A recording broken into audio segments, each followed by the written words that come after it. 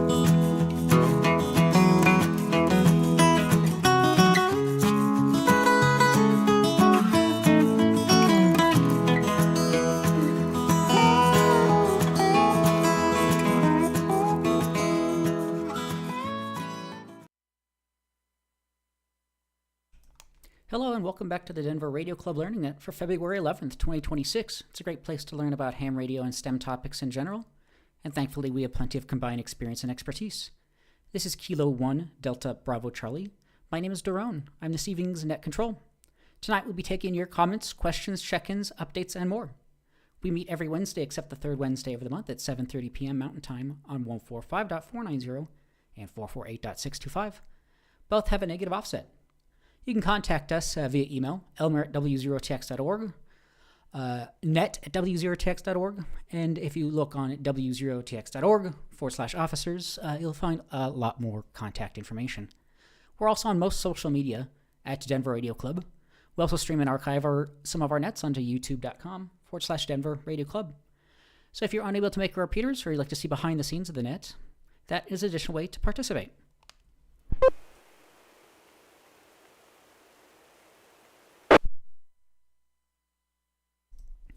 This net can be broken at any time for emergency or priority traffic by using the word break.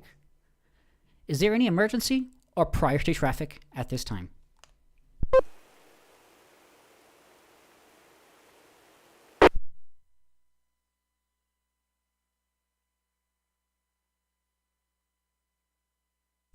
All check-ins to the net will be taken in alphabetical groups based on the first letter of the suffix of the operator's call sign. The suffix is the first letter after the number in the call sign. If you can, please try to use IT phonetics for your call sign at least, and indicate if you have traffic or questions as you check in. If you'd like to follow along with the check-in process, you can do so via w0tx.org/check-in.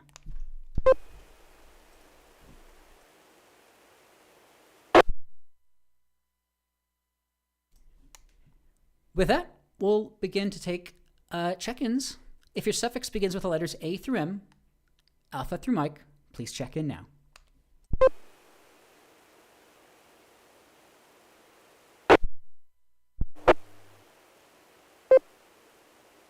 Kilowatt Delta 0, Charlie Golf Fox, Kenny, and Thornton with traffic tonight.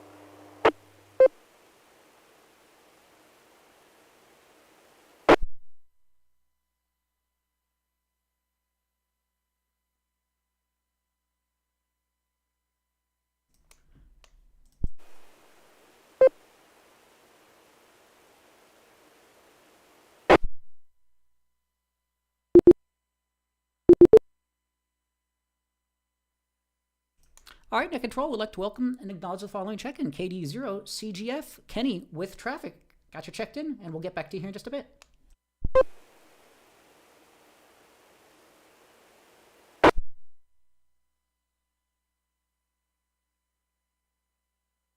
All right, we'll take the whole alphabet then. A through Z, Alpha through Zulu. We're taking all call signs, all call suffixes. If you'd like to check in to the Denver Radio Club Learning Net just for the count, or if you have any traffic or questions, A through Z, please call now.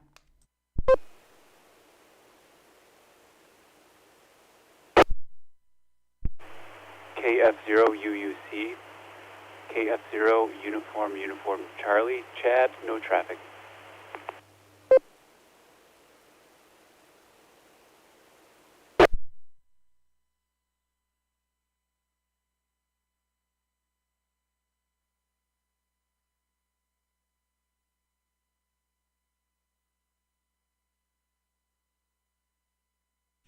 All right, in that time we had KF0UUC. Chad, thank you so much for checking in. Again, we're taking all call signs, all call suffixes. This is the Denver Radio Club Learning Net, great place to learn about ham radio and STEM topics in general. We're taking your comments, questions, updates, and more. We only had a few check-ins here so far, but A through Z, Alpha through Zulu, if you'd like to check in, please call now. 0TX repeater. K0 GPA, Bob in Lakewood, no traffic.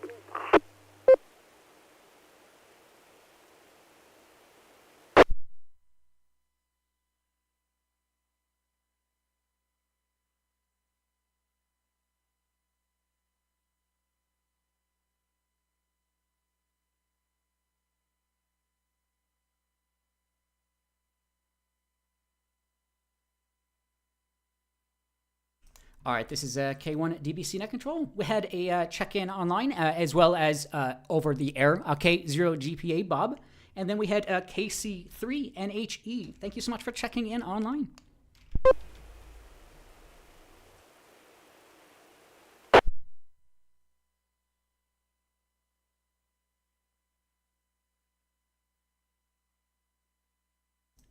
All right, might be a little bit of a quieter net here. Seems to be trending here recently, but we still love running the net for as many or as few people like to show up. So we had, again, Kenny, KD0CGF with traffic. I got your picture downloaded here.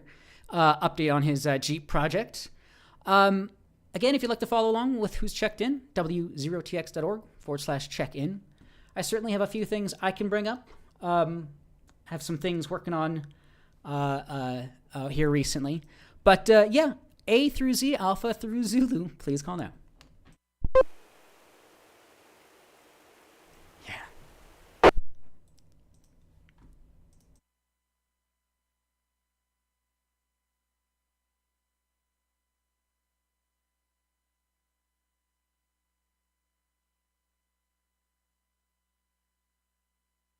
Okay, well, with that, we'll throw it over to Kenny then. We'll take check-ins throughout the net, but if there's a lull in the conversation, if you'd like to check in just for the count or if you have traffic or questions, this is about an hour long, so we have plenty of time here.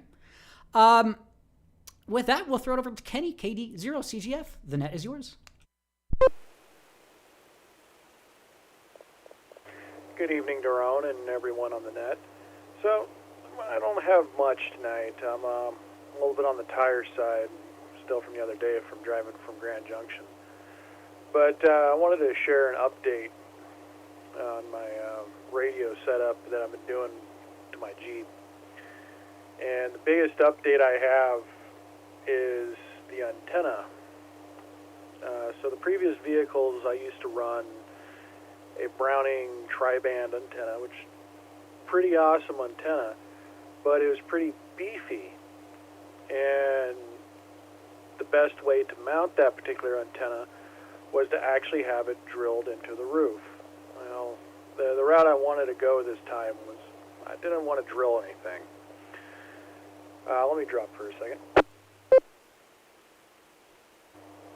So I went down to HRO, and yeah, Daron, that first picture you had, like first spot on that Google image was the antenna that I used to use. But I went down to HRO, and I was talking to the guys down there, and they were very helpful. And we came up with this Comet CA, I think it was the 2x4 dual band antenna. And we were trying to figure out how to mount it to the Jeep without using a magnet mount. And a trunk mount wouldn't work for this model of Jeep. So I was thinking, well, maybe what about the adhesive mounts? Let me drop again for the timer.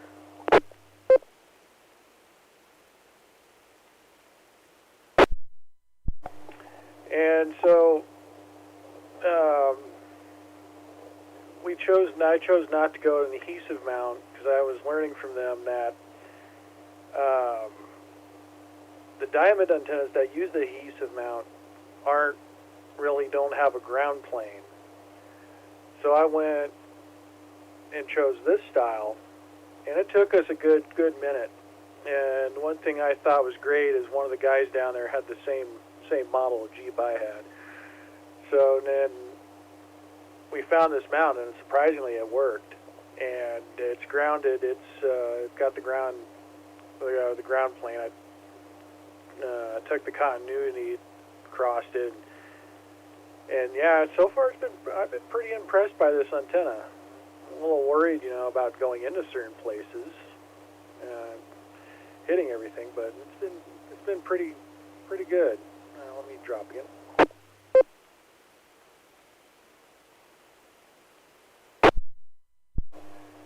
The only other updates, I haven't taken the full pictures yet of everything set up inside. I do have the wiring in.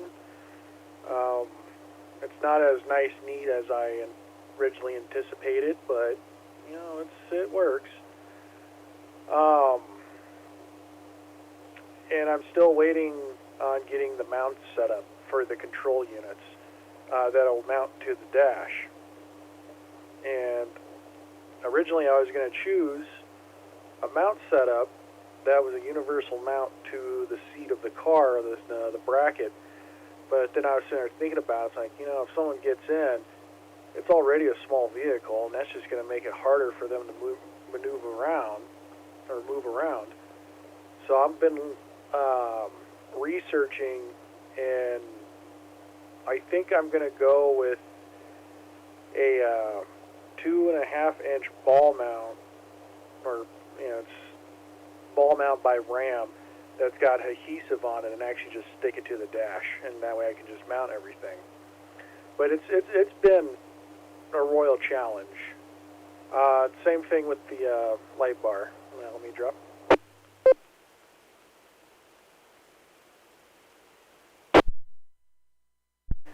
The light bar I'm running is a Liberty 2 Wayland light bar. It is a multicolor light bar. I still need to research the modules and get some modules replaced with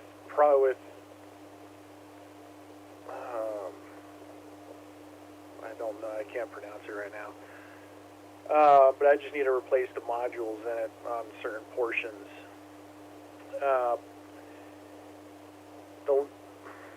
And I will say, yes, the light bar does have the red and blue LEDs in it. However, the blue LEDs are been permanently disabled, and the red LEDs are getting swapped out for amber. So that's what I'm doing right now, is trying to convert it to an amber and a white. Originally, I wasn't going to put the light bar on, but when I put it on, I liked the looks of it. And there's a feature called scene lighting. And what scene lighting does is it turns on all the white lights to a solid white, so you can see 180 degrees around you. And I love it, and that's primarily what my use is for it.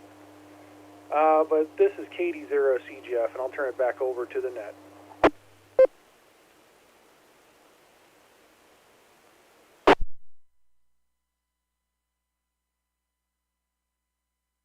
Excellent. Sounds good. Thank you so much, KD0CGF, for the update on the vehicle there. Yeah, but still looking very clean install. So yeah, I'm glad to see the antenna mount worked out well there for you. So that's it's excellent. And it's interesting with some confined spaces inside, what you'll have to some of the constraints to make things easy for people to get in and out and things like that. So yeah, and I was also wondering about the light bar as well. So I figured that I guess you can just probably. I don't know if you have to be a police to purchase that, but if looks like you can just purchase it. But it looks like there's probably requirements to maybe disable certain things, and you certainly don't want to be impersonating anyone. So very, very cool. This is a K1 DBC net control. We had a question in the chat here. 0TX repeater.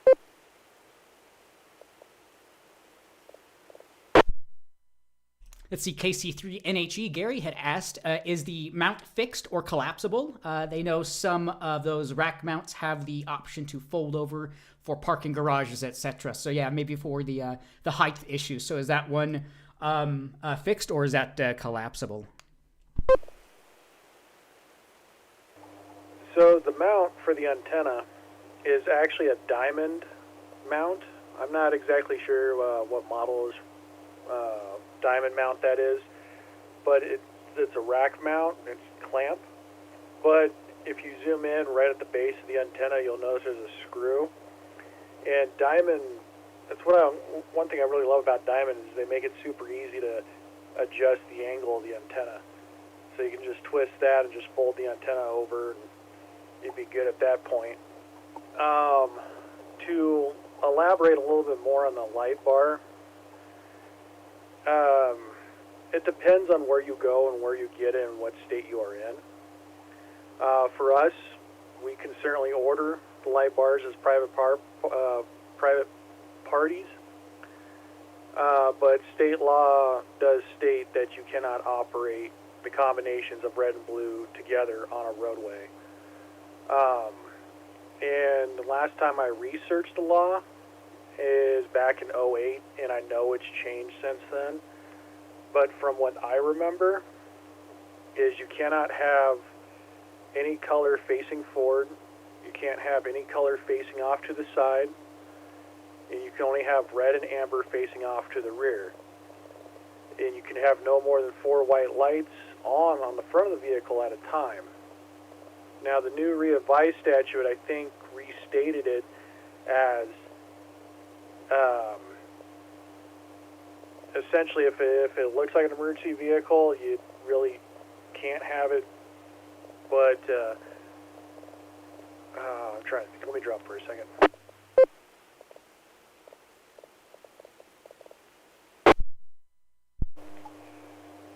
But essentially, you're right. It's like you just can't really run the red facing forward or off to the side, or the blue. Can't even run green. It's just amber or clear. And clear even has some gray areas. There's a lot of gray areas in it, so the best thing I can say is just don't run it on a public roadway. If you have to run it on a public roadway, just make sure you're stopped fully before you even touch it, because it could jam you up. KD0CGF, back to net.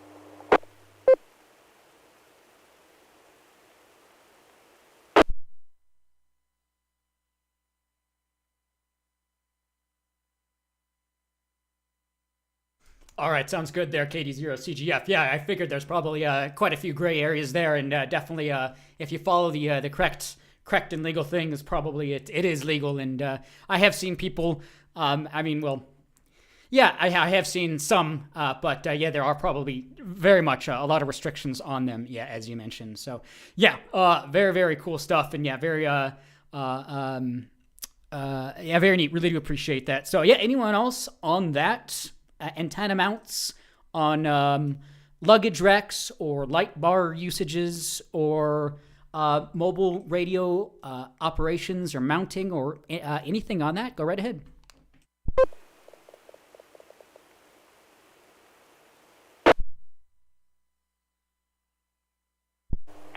KD0CGF, if you'd like, I can share 2 stories of light bar incidents. If you like.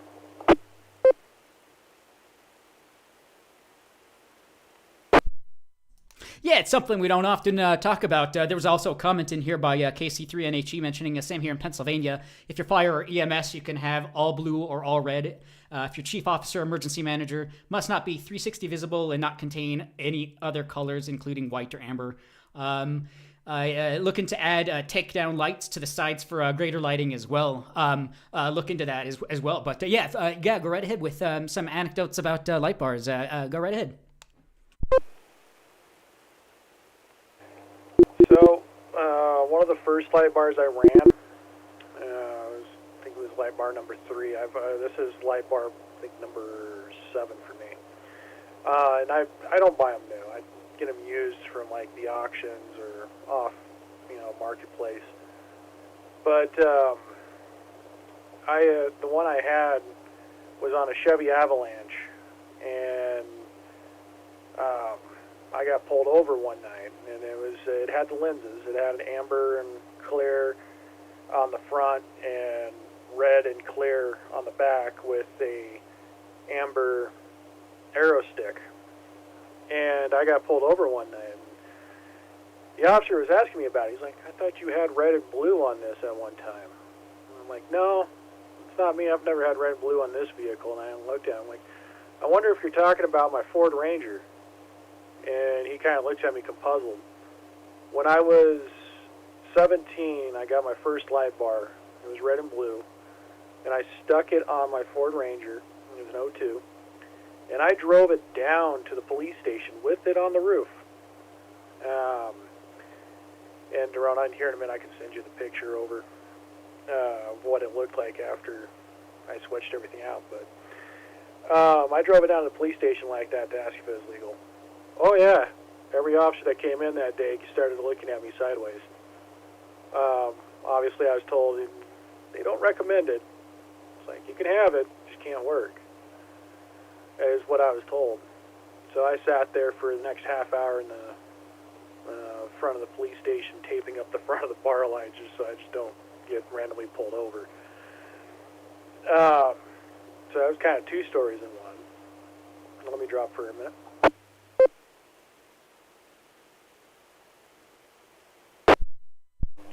So the second story I have, and my brain just went out on me. Oh yeah. So I was on my way home one night, and the light bar I had all amber domes, or it was clear domes with amber lenses, and it was a halogen light bar, old school rotating. And I came up upon a vehicle that went into a fence. I didn't see it happen. I just came up on it, and I'm like, this is not right. It was 11 o'clock at night. So I pulled over. I flipped on the light bar, called the city, and they came out, and the officer actually thanked me for having that light bar on because it helped them identify where the scene was, but it also helped let people know, hey, there's something going on here, you might want to steer clear. So there's kind of that side to it. But give me a minute or two here, and I'll send Daron that picture of the Ranger. Now, this is KD0CGF, back to net.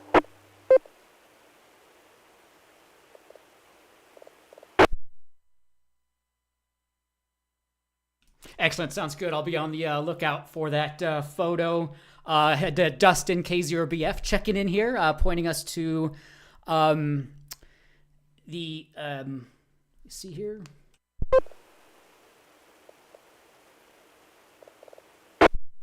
Colorado Revised Statute. I always forget what some of these acronyms stand for. CRS 42-4-238 of blue and red lights, illegal use or possession. A person shall not be in actual physical control of a vehicle except an authorized emergency vehicle as defined in section 4D2-1-102. That the person knows contains a lamp or a device that is designed to display or that is capable of displaying, if affixed or attached to the vehicle, a red or blue light visible directly in front of the center of the vehicle. Yeah, like you were mentioning there. And a little bit more information of that. And I think I just got your photo, so let me bring that up. 0TX repeater.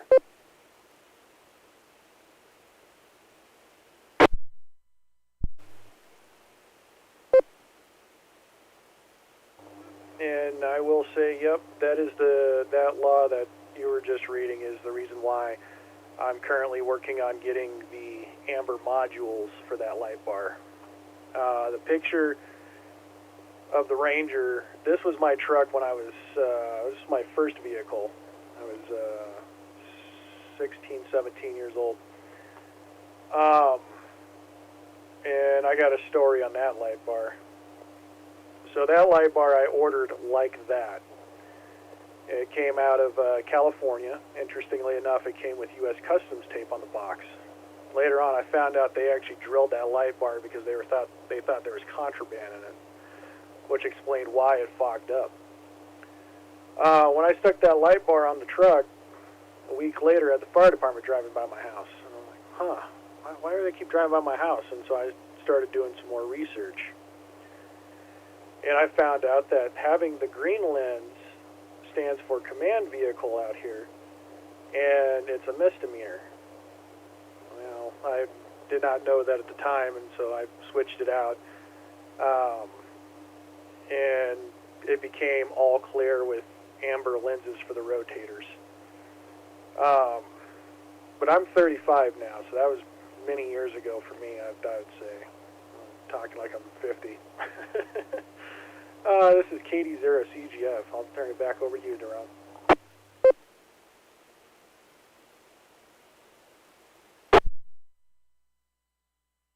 Excellent. Thank you so much. This is K1DBC Net Control. Thanks, KD0CGF. And if anybody's interested, I'll probably try to post these up on our groups.io. I'll mention that link here in a little bit, but it's also on the YouTube feed.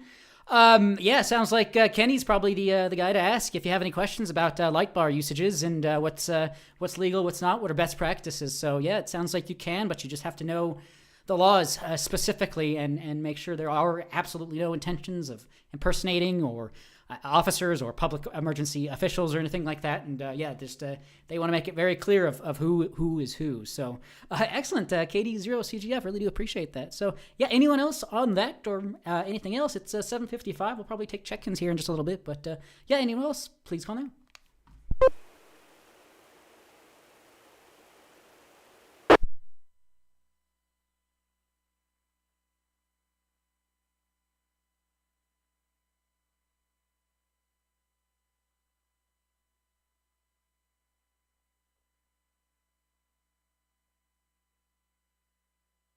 All right, well, nothing heard at the minute. We'll take check-ins at the moment. If you're just tuning in, this is the Denver Radio Club Learning Net. Great place to learn about ham radio and STEM topics, and we have plenty of experience and expertise.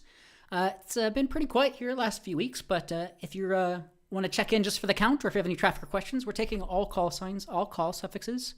Let us know your call sign, your name, and if you have traffic or questions, please call now.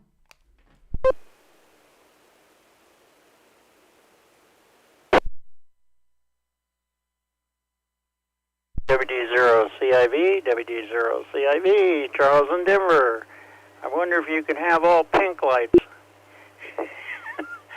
Back to net control. This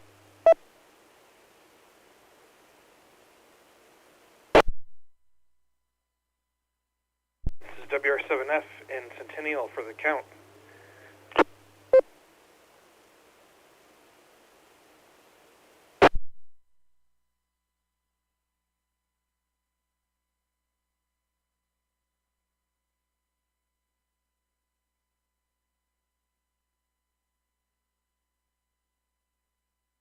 All right, this is K1 DBC Net Control. We had WD0CIV Charles and WR7F Ryan. Thank you so much both for checking in here. Anyone else at the moment want to check in? We're taking all call signs, all call suffixes. Let us know your call sign, your name, and if you have any traffic or questions, please call now.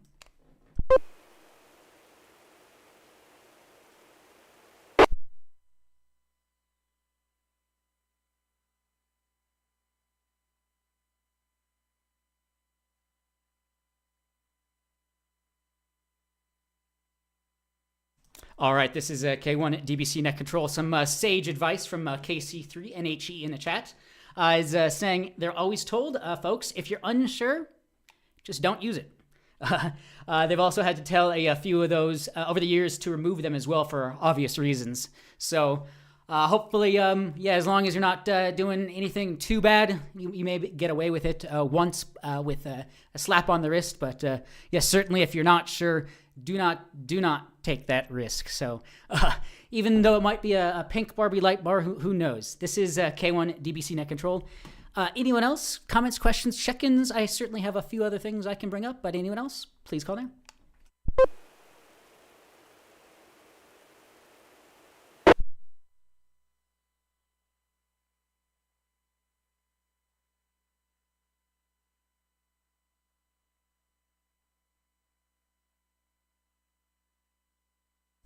All right, this is K1 DBC Net Control. If it works, it works. So there was just a post over on reddit.com/r/amateur radio. They were house sitting and they took their computer, but they forgot to bring the antennas for their PC to connect to the Wi-Fi. So they kind of just jerry-rigged a small couple of cables plugged into the Wi-Fi ports at the back of their computer, and they managed to go from negative 85 dBm to negative 58 dBm. So, it's if it works, it works. So nice application of physics, and lots of great comments on here. So never be afraid to create antenna for what you need, and if it improves the situation, even for your radio. Long wire, random wire antennas, there's plenty of options out there. So, just some anecdotal information on that. We had a check-in here, KQ4MYC, Roger from Tennessee. Thank you so much for checking in. I'll get you checked in.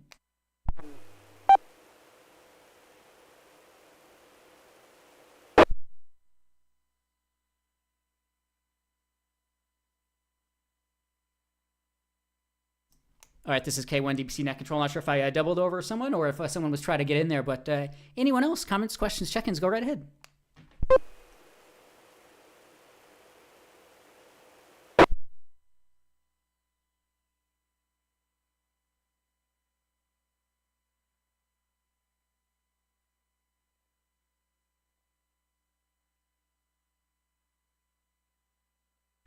All right, this is K1 DBC Net Control. Some of my recent trials and tribulations.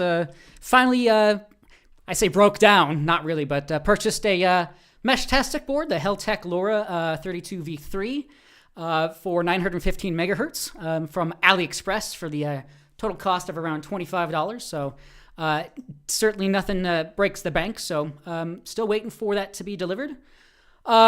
Looking into some options on that. Obviously, we've talked about Meshtastic in the past. Another option, though, is Mesh Core. Seems to be becoming a little bit more popular. It's, I think, mostly based in the UK, but it certainly has taken off here in the US as well. So meshcore.co.uk, very similar to Meshtastic, and pretty interchangeable between the two firmwares. So it's just a handheld STM-based, microcontroller-based LoRa Wi-Fi, and I'll see what I can do with it. But plenty of options out there. So anyone on Meshtastic or MeshCore off-grid messaging, please call them.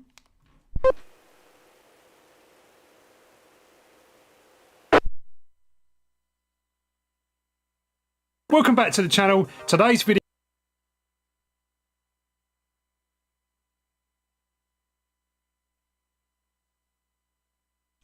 All right, so if you're not aware, Meshtastic devices come in all shapes and sizes. Some of them look like a NanoVNA, some of them like Raspberry Pi, some of them look like Blackberries. A lot of them have Bluetooth built in, so you can pair it up with your phone. And it's basically just off-grid messaging, text messaging, and you can use it for, I think, APRS signaling and weather and all sorts of stuff. So Meshtastic, MeshCore, I'll let you know when that comes in. It should be in the next few days here, and we'll play around with it. So anyone on that using LoRa, Meshtastic, MeshCore, anything else on that, go right ahead.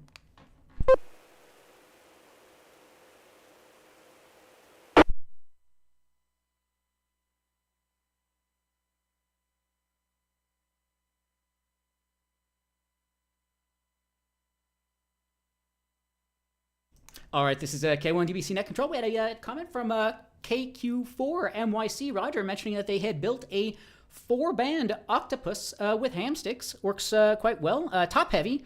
I had to guy wire it, but still use it occasionally. So let me see if I can look up what that might look like. So octopus, 4 octopus with ham sticks, or anything else on that, go right ahead.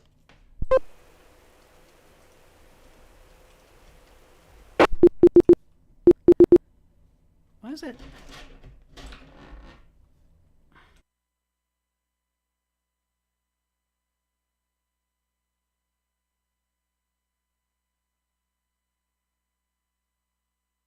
All right, this is a K1 DBC net control. Anyone else? Antenna building? Anything on that or anything else? Please call in.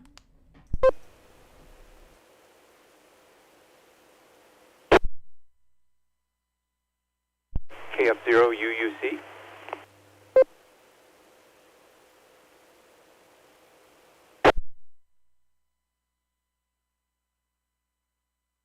Yeah, KF0 UUC. Chad, the net is yours.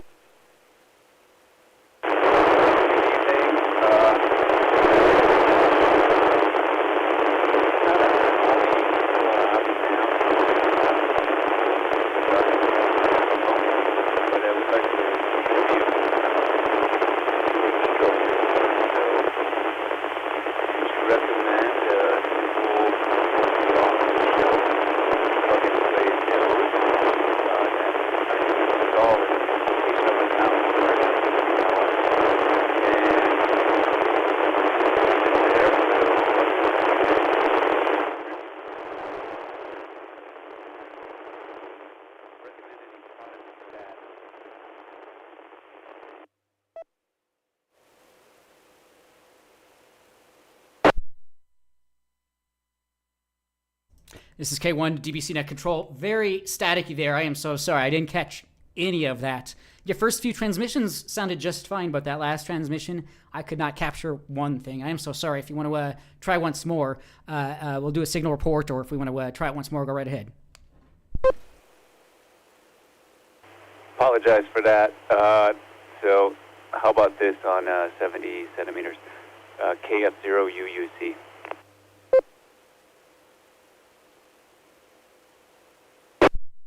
That is like night and day. Much more readable and 100% clear. Go right ahead.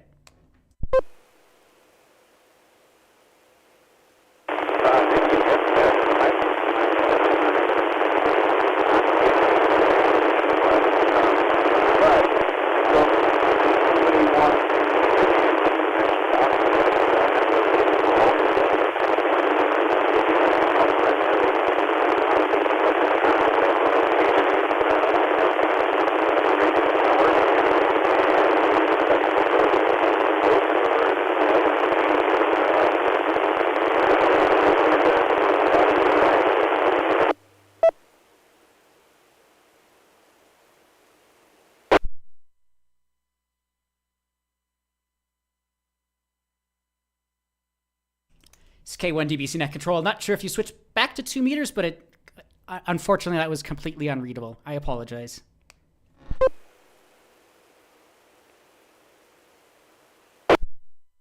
Yeah, no worries. I'll be clearing on the side. KF0 UUC.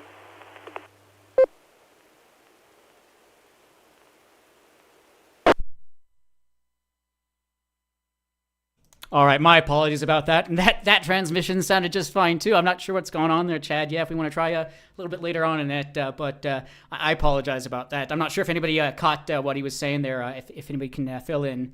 If not, we could try again here in a bit.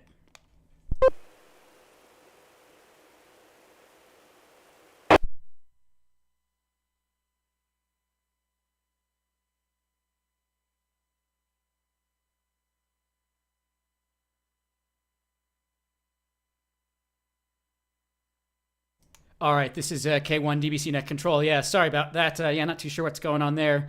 It's 8:08 p.m. Mountain Time. Let me see here. Let's see what else.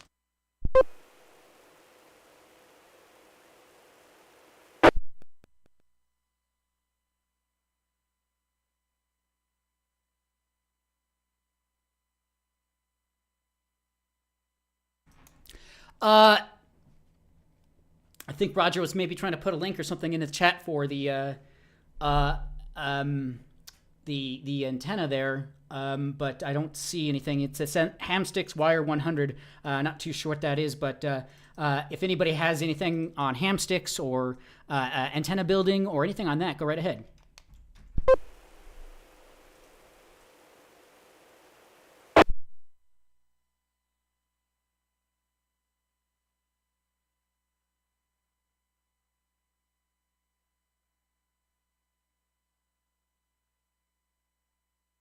All right, this is K1 at DBC Net Control. Let's see what else I have here. I had mentioned a few weeks ago I purchased a Duplex DMR hotspot. If you're not aware, it's DMR hotspots you can use to connect a DMR or other radio to, and through the internet connect up to a DMR servers. So if you're not in the range of a Brandmeister repeater, most hotspots are what are called simplex, meaning they transmit and receive on the same frequency. And I got curious about using a duplex hotspot, and again for a price of maybe $20 or so, purchased a duplex hotspot, but have been running into some issues with it. It has what's let me drop for a moment.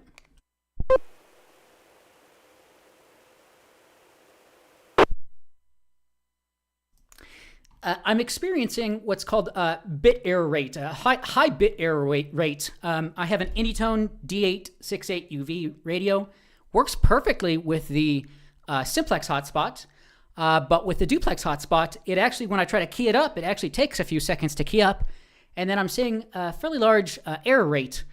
I don't know if anybody's messed around with calibration tools for DMR. I tried to mess around with that and see if I could lower the bit error rate, and it seemed in the calibration tool, it seems like it is a little bit better, but actual usage of it doesn't seem to be any better. So this is K1 DBC Net Control. Anyone on duplex hotspot usage, bit error rates? I'm showing up on screen the calibration tool. I key up, holding down, and it's showing a 0.29 bit error rate. But then when I'm actually using it for real, I'm getting about 2-3%.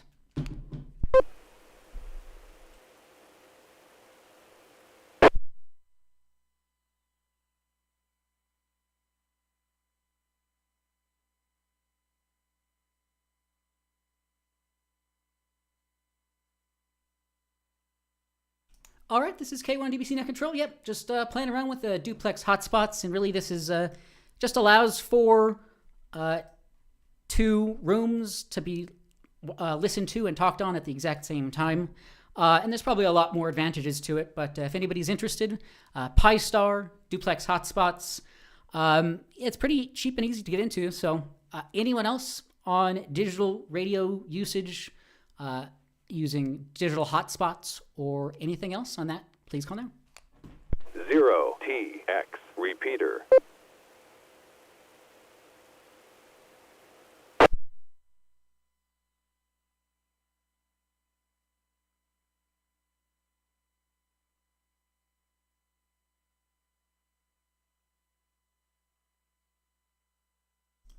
Okay, 8:12 Mountain Time. I have maybe a couple of other things, but comments, questions, check-ins, anything you want to bring up, we certainly can have some club business we can pass along. Always check out for your ARL section nets. Our Colorado section net is held on the first or second Monday of each month, 7 p.m. So we just missed that this past week. So if anybody's interested, colorado-arl.us for more information on the ARL section for Colorado.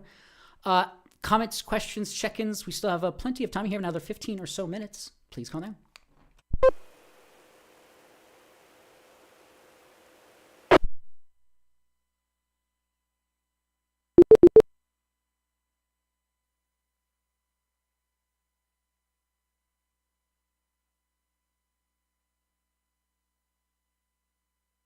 All right, this is K1 DBC Net Control. I think, let's see some other things. A NanoVNA. Some of us have had one sitting on shelves for a few years now, so I finally just dug mine out of the closet and upgraded it and started to use it again here. So if you're not aware, it's a vector network analyzer, small outline. It's been since its release in 2019, so you can get these again for another about $30, $40 maybe. So if you're interested in measuring antennas, it's come quite a long ways. There is a small 2.5 or so inch screen, but through USB you can connect it up, and there's some fairly pretty mature tools now. A NanoVNA app is one of them. I have it shown on screen. I have a 2 meter, 70 centimeter antenna hooked into the S11 port, and currently measuring some SWR, looking at 1.1 to 1.18. And there's plenty of tools and information, and it's all freely available. So if anybody's interested, dig it out of the closet, get it upgraded, and get it connected up. So comments, questions, check-ins on NanoVNA usage, please call now.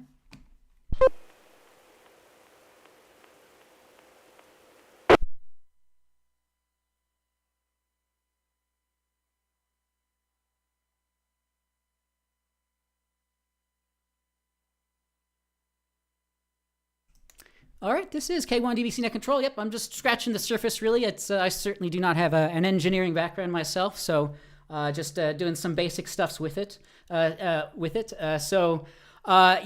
coming in here of nanos are worth their weight in gold when chasing down SWR issues. Yeah, so if you're making your own antennas or trying to fine-tune an antenna, these are definitely worth their weight in gold to get things up and running correctly. So, don't hesitate to... don't be afraid of trying to use it, because it's there's a lot of information out there. So comments, questions, check-ins, anything else, go right ahead.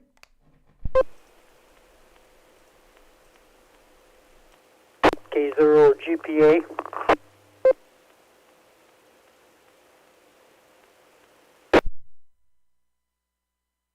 Yeah, K0 GPA, Bob. The net is yours. Okay, drone. Yeah, I have a NanoVNA. I got a newer one. I had the older one, had the small screen. Now I have the newer one, has I think has a 4-inch on it. And I find them a little hard to use with those tiny connectors and stuff, but manage. There's a bunch of stuff on YouTube I've been going through that to learn how to use it. And I was building a RF choke for a beam and that for common mode currents. And on there it shows you how to measure that on YouTube. So YouTube is really good at showing you how to use the nano NVA. Mine, I think, is one of the latest ones. There's one better than this one, but this was only, I think, $89 or something like that off of Amazon, so it's not that bad. It's like buying a SWR meter, only thing a little better. Gives you more features in it. K0 GPA.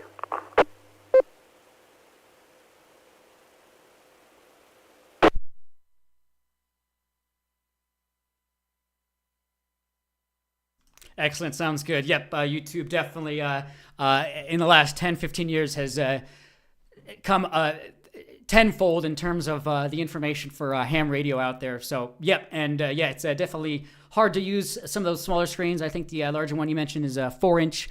But yeah, it's thankfully, if you can connect it up into a computer, it makes things far, far easier to use, and you don't have to use a stylus or your fingers to try to touch the small screens. And went through the calibration process myself with the open short and load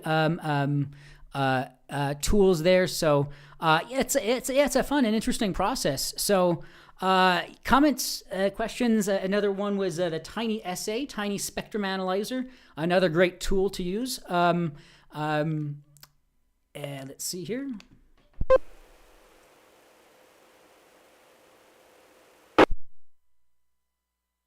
So yeah, if people are aware of what they're doing, definitely some really amazing products out there, and they definitely have matured over time, and software and firmware has only gotten better. So if you have one laying on your shelf, or you're always wanting to purchase one, it's definitely a good time to do so. Comments, questions, check-ins. It's 8:20 or so. Anyone else on spectrum analyzers, vector network analyzers, measurement tools, anything else? Go right ahead.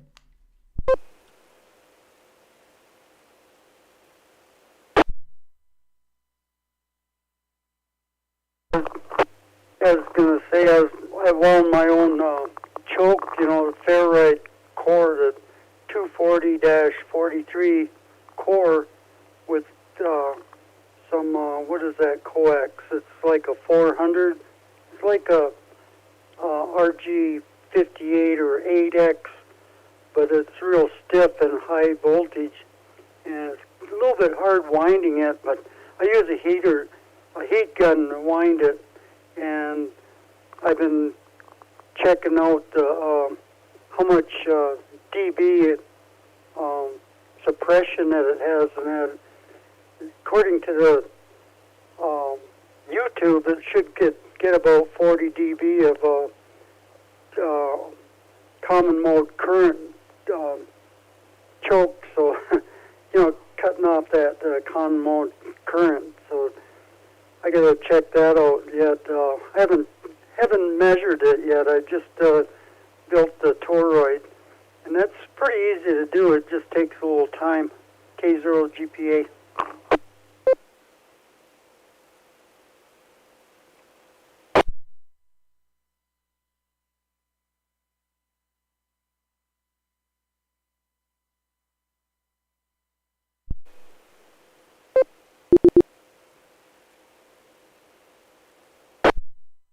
Excellent, very cool stuff there. Yeah, it's looking at one of the videos here on characterizing common mode chokes using NanoVNA. So yeah, if you're ever interested, there's plenty of resources out there. You definitely do not need to have an engineering background. Certainly also, although it helps, but plenty of resources and tools out there for some of the things that we would want to measure and understand and analyze. So very cool. 8:20. Another 10 or so minutes. I maybe have one or two other things, but comments, questions, check-ins, anything else, please call now. 0TX repeater.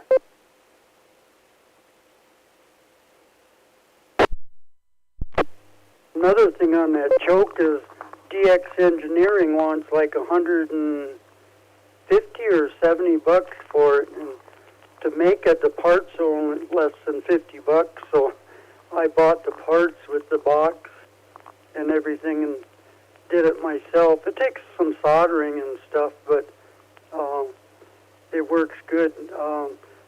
If you look on DX Engineering, they'll show you a common mode choke on there.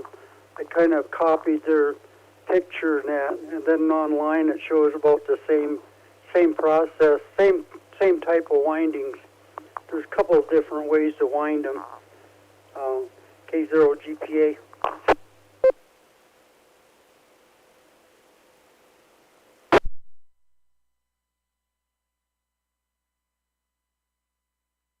Excellent, sounds good. Yeah, absolutely. Not just for learning, but certainly can certainly save some money by doing it yourself. Maybe buying a kit or something and putting it together yourself. Yeah, a little bit of soldering, a little bit of winding. So very cool stuff. Yeah. Comments, questions, check-ins, anyone else on that or anything else? Go right ahead.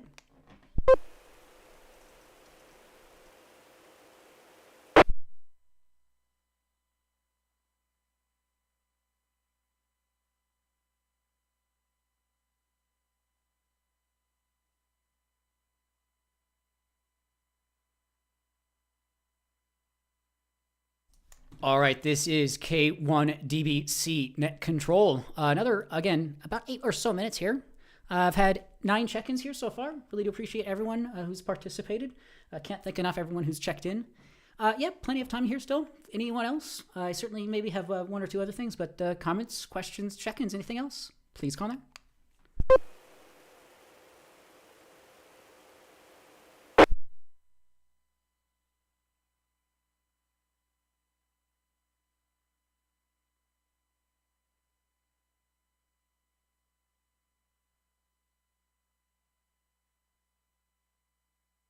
By the way, there's a Swap Fest this weekend, too, on Sunday. I forgot, I think it's 9 o'clock. Used to be Denver Radio Club's old Swap Fest, I think. Or was it, no, they had the one in the fall. Aurora, I forgot who runs this, but anyway, it's in Henderson up there on, what's that, Fairgrounds, I forgot. You probably know about it, K0 GPA.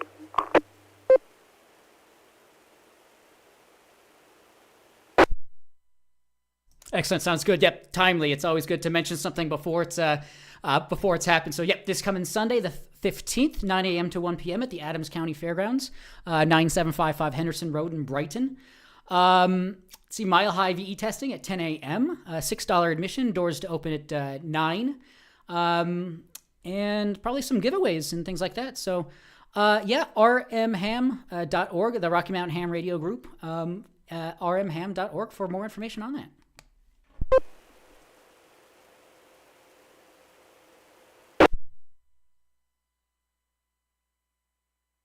Kilo Foxtrot 0, Whiskey Foxtrot Papa.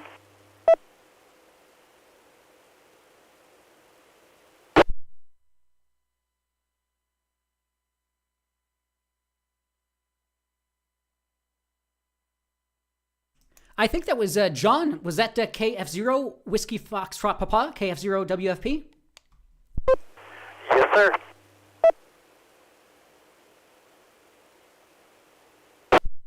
Excellent. This is K1DBC Net Control. Thanks for checking in here and confirming. Glad to have you in here. If you have anything, let us know. Not really. I just wanted to make sure I checked in.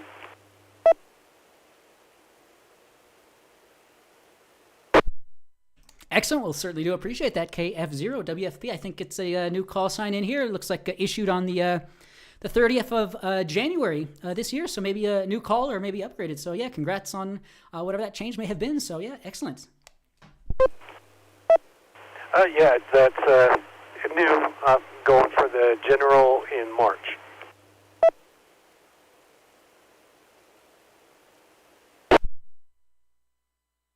Excellent. It's excellent to hear. Yeah. So yeah, good luck on that, and good luck with the studying, and hopefully it goes quite well. These are not too bad once you start taking them. And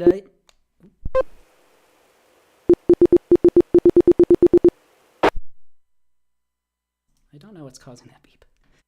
This is K1DBC Net Control. I have something beeping on my end. Sorry about that. But yeah, congrats on that, and yeah, good luck with the testing and the studying. So yeah, if you ever have any questions for us or anything, yeah, let us know. So yeah, glad to have you in here. Anyone else? Comments, questions, check-ins? Another few minutes here. Please call now.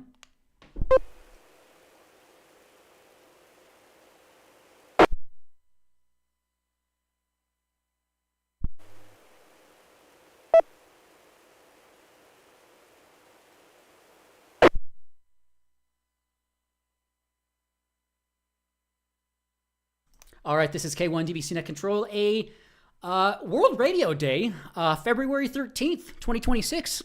Not often really talked about enough. Join in the worldwide events for World Radio Day on February 13th and find out how radio is still changing lives across the globe. It was first proposed by Spain in September 2010. With backing from broadcasting associations around the world, it was unanimously accepted by the UNESCO member states in November 2011. Cool thing about radio is it's still relevant and important in our daily lives. During those long drives for vacation or maybe to work, the radio is still with us, keeping us singing and keeping us informed. See a little bit of history on it.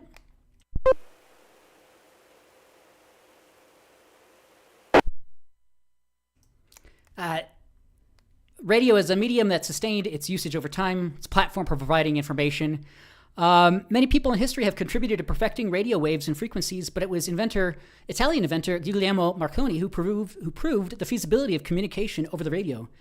He sent and received a telegram over the first radio signal in history from Italy in 1895. First radio station in America was established in Pittsburgh in 1919. FM radio debuted in 1939. Broadcasting over radio went digital in 1994. When radios started streaming via the internet, 2011, 36th session of the UNESCO General Conference was proclaimed, February 13th, was proclaimed as World Radio Day.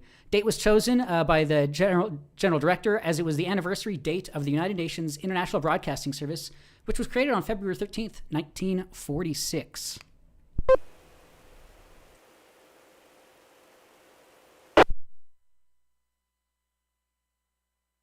Let's see some activities that they mention here. Tune in to a World Radio event directly. There are events going on all over the world. Each year, the theme is different, with states all over the U.S. hosting relative occasions. Host a radio-only party. Yes, you can be the most imaginative person on the block by hosting a radio-only party. And listen to the original War of Worlds broadcast. Past radio was the only broadcast means for news and entertainment. October 13th, 1939, CBS broadcasted the drama War of the Worlds. They only intended it to be a Halloween prank, but unfortunately not everyone caught the part introducing it as fictional drama. A little bit more here.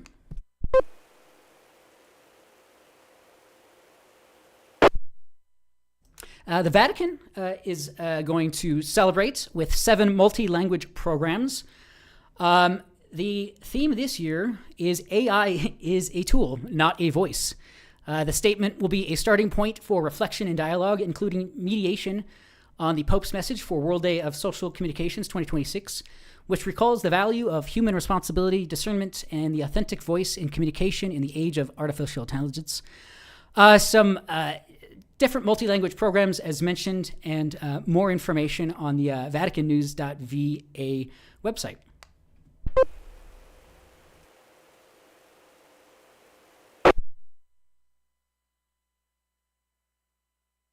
All right, well, we've just ticked over to 8:30 p.m. Mountain Time.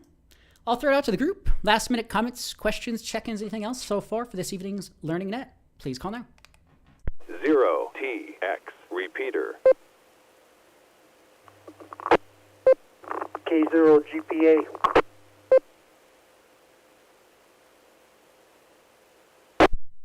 Yeah, Bob, K0 GPA, the net is yours. Yeah, one last comment, Daron. The story I like the most is the one who developed FM radio back in the, 30s or 40s, where he had a fight with the AM broadcasters. Edwin Armstrong come up with FM radio way back then, and they wouldn't let him use it because they figured it would destroy the AM. Anyway, they had a good series on PBS one year on what was it, Radio Wars or something like that. But can you imagine developing FM back in the 40s with hardly any equipment to use? That must have been quite the job. K0 GPA.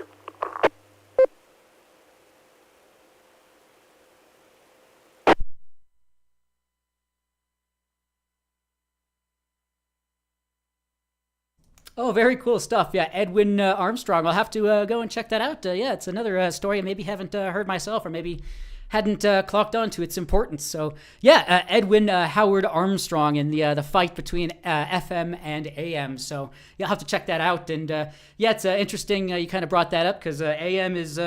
car manufacturers are starting to try to get rid of AM in cars. I'm forgetting the exact specifics about it, but there's... AM broadcast radio and motor vehicles might have some issues here recently. So anyone else, though, comments, questions, check-ins on that or anything else, go right ahead.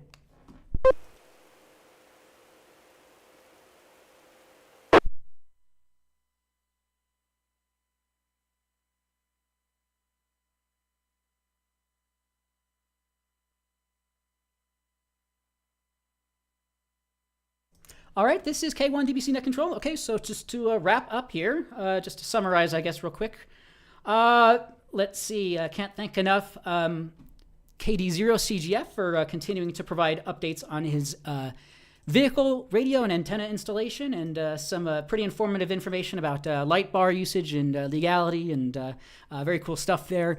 We were talking about Meshtastic and LoRa and Pi stars and using NanoVNAs for measurements and analyzation and building your own radio accessories and tools and whatnot. So anyone else? Last minute comments, questions, check-ins? Otherwise, I'll probably start to wrap the net up.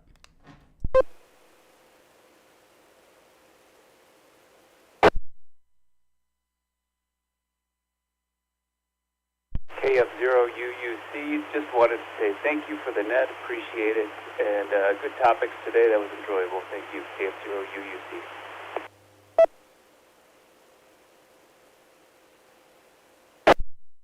Not a problem, KF0UUC. Sorry we couldn't get you in there this evening, but yeah, and that last transmission sounded just fine too, so that's kind of odd. We'll try again next week though, but this is K1 DBC Net Control. Let's see, maybe one other call, last minute comments, questions, check-ins. Go right ahead.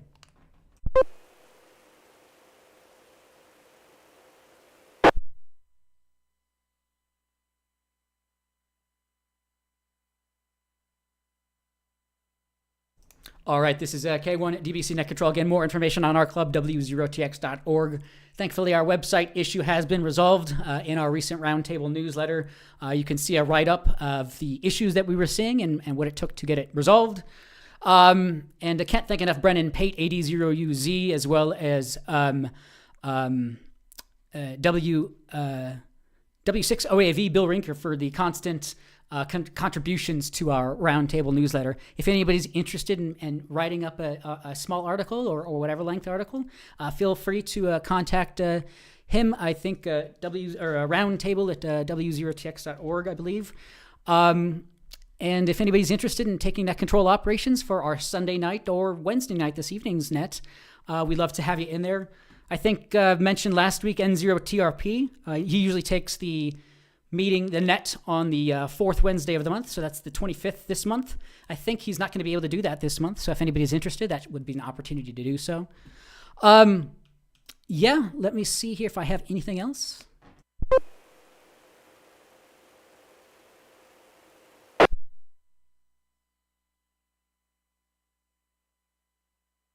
Let's see, next week, the 18th, is going to be our presentation, still to be announced. We will have a post up on our website as well as an email sent out as a reminder. w0tx.org /meet. Let me see.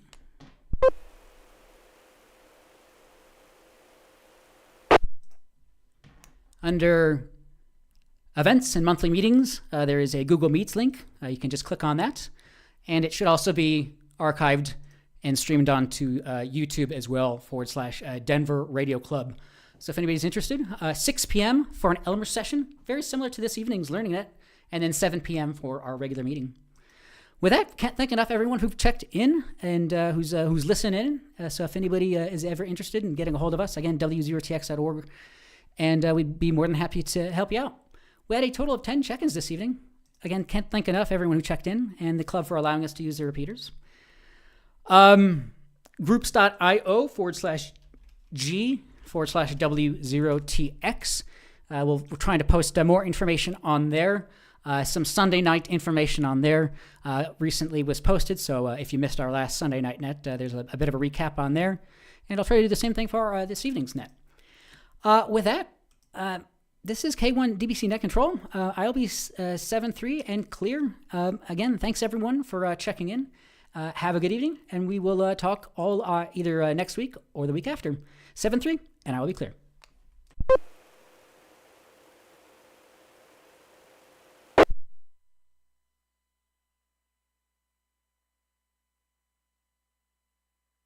All right, thanks everyone for joining us on here.